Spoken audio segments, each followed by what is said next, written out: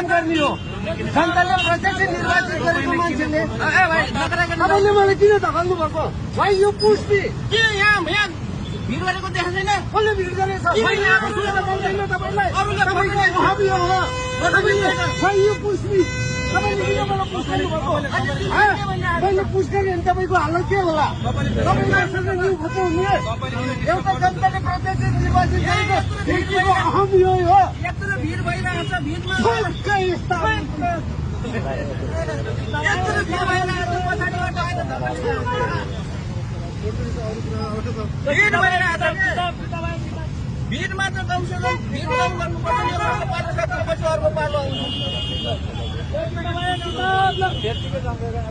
भिड मैले भनेको पालो पालो आफ्नो काम गरेर जानु भएको राम्रो काम सपोर्ट गर्दै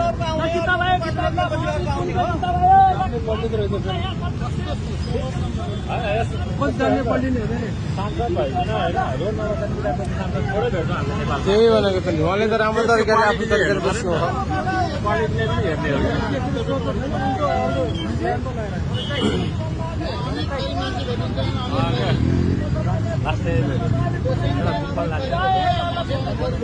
किताब चाहिँ किन्नै पऱ्यो क्या किताब किन्नुहुन्छ हजुरहरू त्यही भन्न चाहनुहुन्छ